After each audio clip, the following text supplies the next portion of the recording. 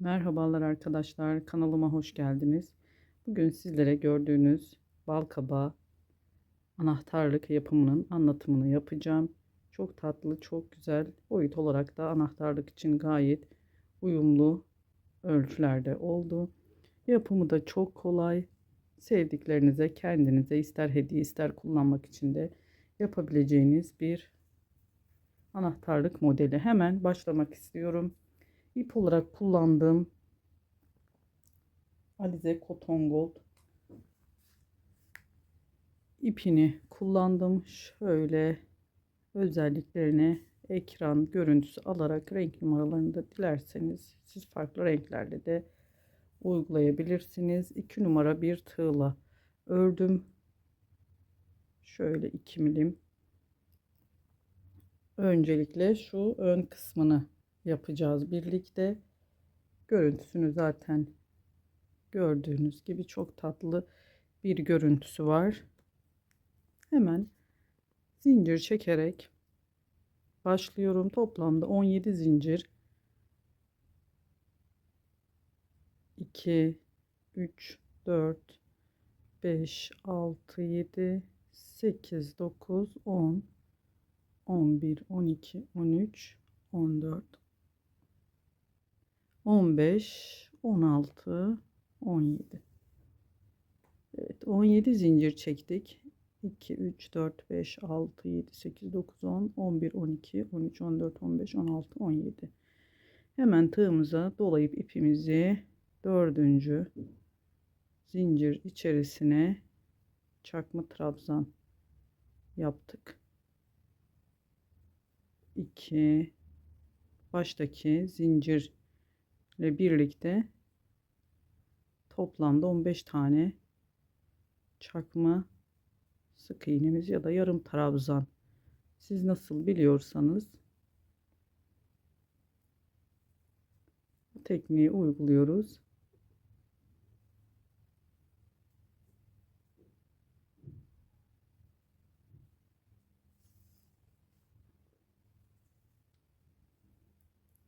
Eğer daha büyük kabak elde etmek isterseniz bu 17 zincir değil de daha fazla çekerek zincir sayısını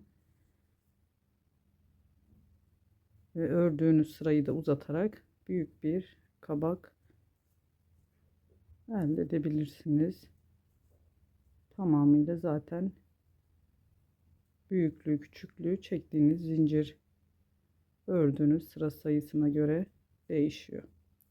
Sayalım. Bakın başta 1, bu dördüncüye battığımız kenarda kalan zincirimiz 1 2 3 4 5 6 7 8 9 10 11 12 13 14 15 tane yarım trabzan elde ettik. Geriye döndüm 2 zincirle.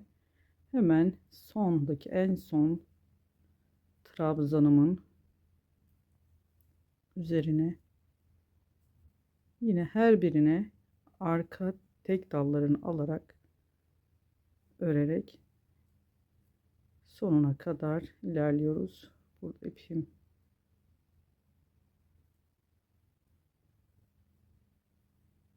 ayrıldı, onu düzelteceğim. Hemen devam ediyorum. Büyük ölçülerde de yapıp aksesuar olarak da kullanabileceğiniz çok güzel iğnelik olur. Ayna önü şık bir görüntüsü var.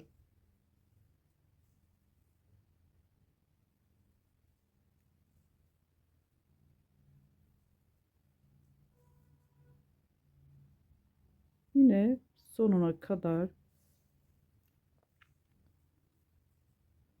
15 yarım trabzanımız olması gerekiyor. Hemen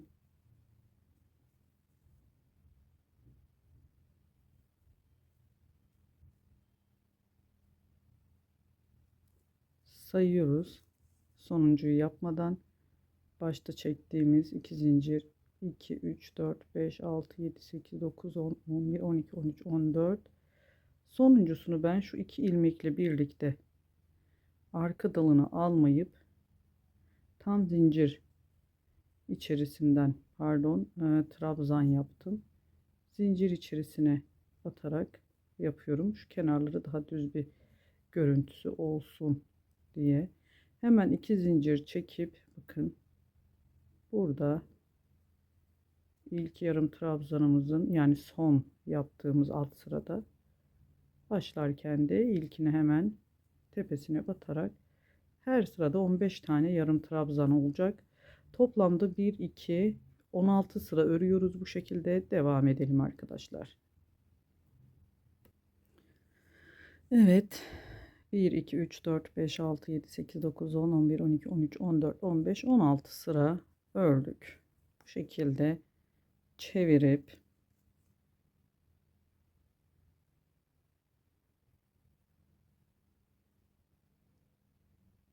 tam şu zincir tepesinden alıyoruz.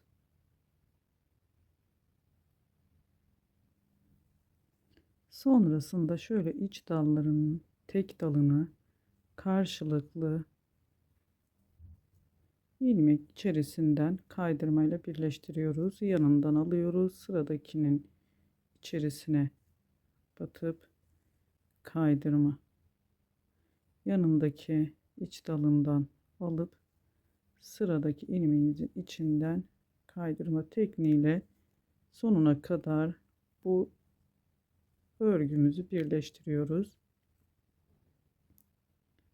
Sıradakinin içinden sonuna kadar gelelim. Evet, buraya kadar geldik. Tam köşelerde de denk getirip yapıyoruz kaydırmamızı. Bir zincir çektim. Burada ipimizi biraz uzun bırakarak şöyle çıkardım ben. Hemen iğneme takıp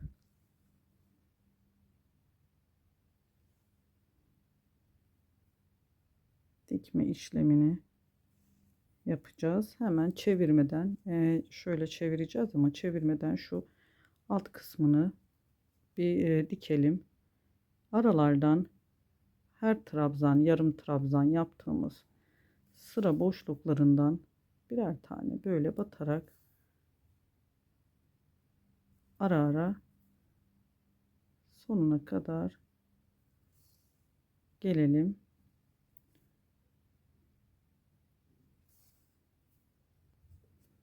Sonuna kadar geldim.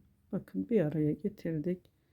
Burada da şöyle iki karşılıklı sadece şu kısımları kapatmak için birkaç kez dikme işlemi yapalım. Sıkı olduğu için de zor oluyor batmaları da. Amaç şuradaki boşlukları kapatmak arkadaşlar. Yani göz kararı. Dediğim gibi karşılıklı şu kısımları kontrol ederek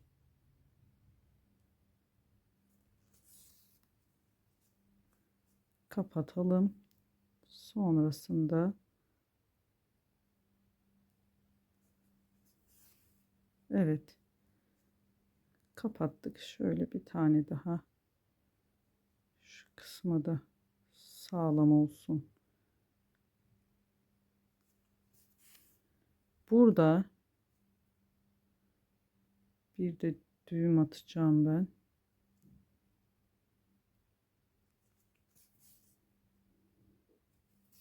Şöyle yukarı çıkacağım şu kenardan. Fark etmez.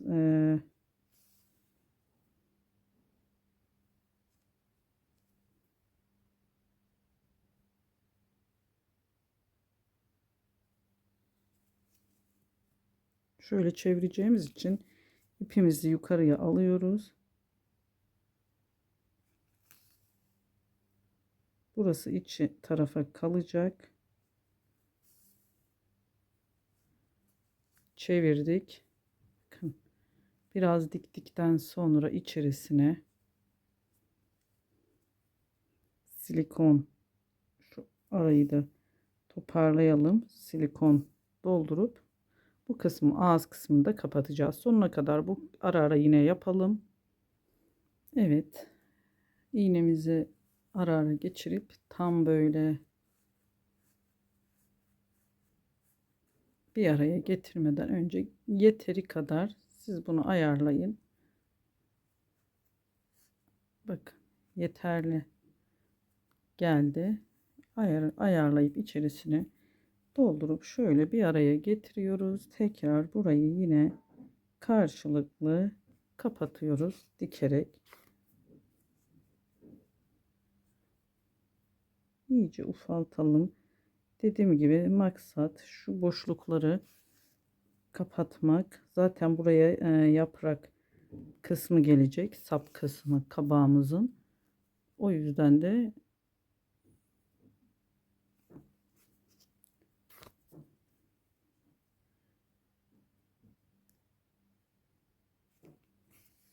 evet. Bu yeterli oldu. Şimdi hemen bakın arkadaşlar, karşılıklı şöyle aralardan, şu boşluğumuzdan iğnemizi tam bu boşluktan çıkarıp alttan yukarıya kabağımızın ara kısımlarını ayarlıyoruz. Tam böyle arasına gelecek şekilde.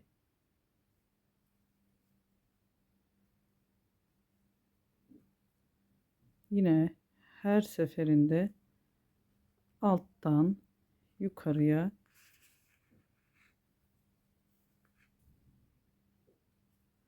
bu şekilde çıkıyoruz.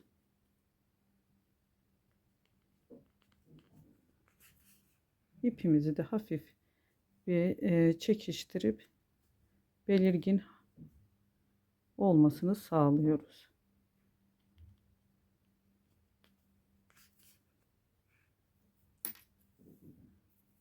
Sırasıyla bakın.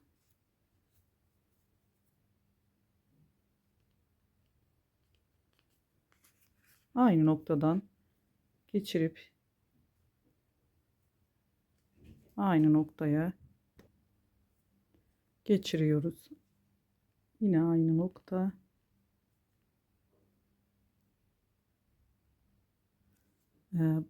Bu batma işlemleri oldukça daha da biraz zor oluyor yukarıya çekmesi. Çünkü hep aynı noktadan yaptığımız için son iki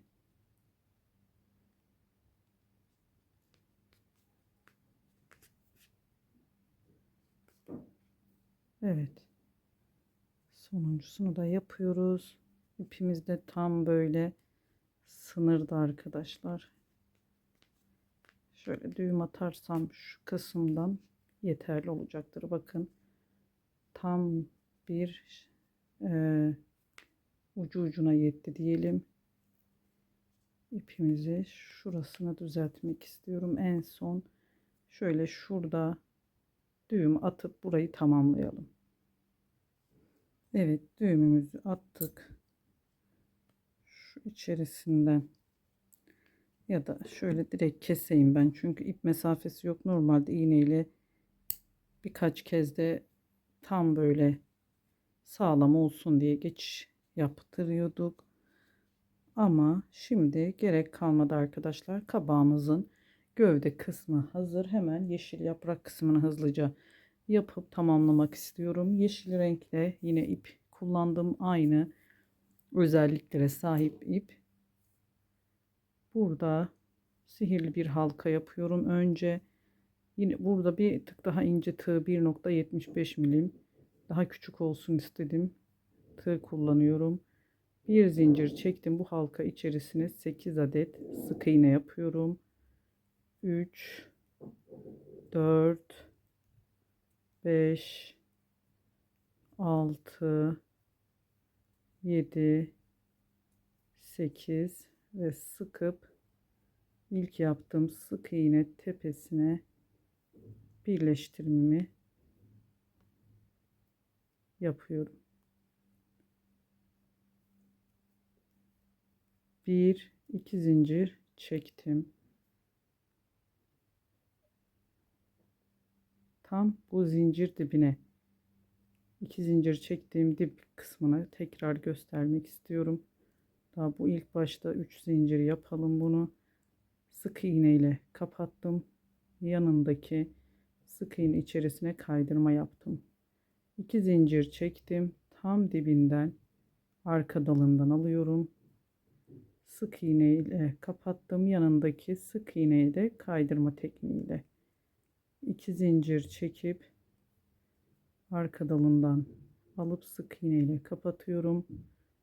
Yanındaki sıradaki sık iğneyi içerisine kaydırmayla birleştirdim. 2 zincir çektim. Sık iğne ile kapattım. Yanındaki sık iğne ile kaydırmayla bu şekilde 8 tane tomurcuğumuz, yaprağımız olacak. Küçük minik yapraklar. Yine arkadan tam dibine sık iğne ile kapatıp, pardon, bunu kaydırmayla kapatacağız. 8 adet olacak.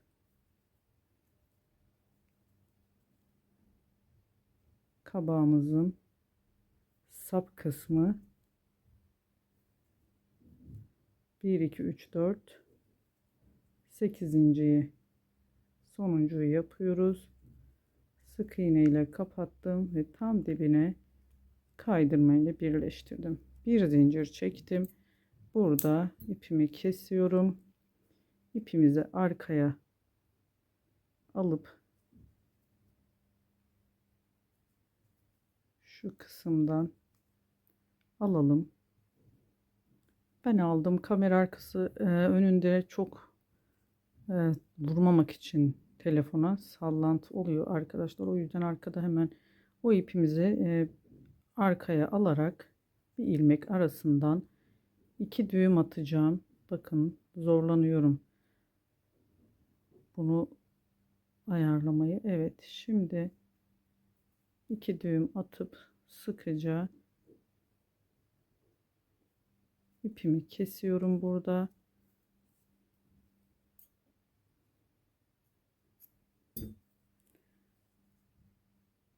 Sap kısmının tam böyle ortasına gelecek yaprak kısmı hazır. Hemen şimdi 6 zincir çekiyorum.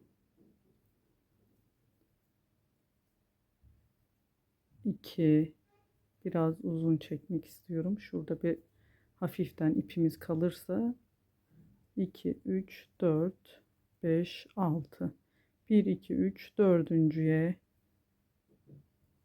şöyle sık iğne ile kapattım. Kalan 2 ilmeğimizi kaydırma yaparak bir zincir çektim. İpimi burada kestim. Hemen bu iplerimi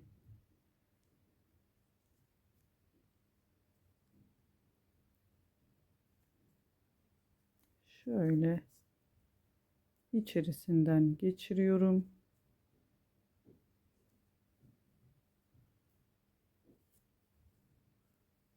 Burada buna da 2 düğüm atıp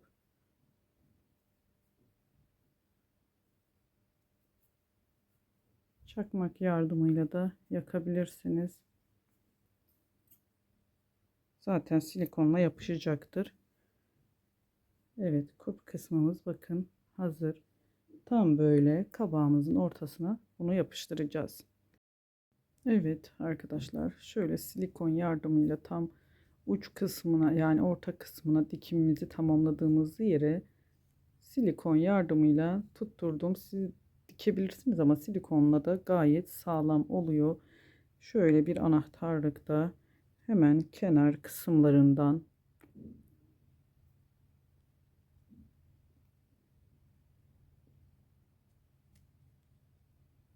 tam böyle sağlam bir şekilde tutturursanız anahtarlığımızı hazır hale getirmiş oluruz. Bu şekilde beni sabırla dinlediğiniz için teşekkür ediyorum. Çok tatlı, çok pratik, çok kolay yapımı olan bir anahtarlık modeli oldu. Balkabağı modeli arkadaşlar. Beni sabırla dinlediğiniz için çok teşekkür ediyorum. Başka bir videoda görüşmek ümidiyle. Hoşça kalın. Allah'a emanet olun.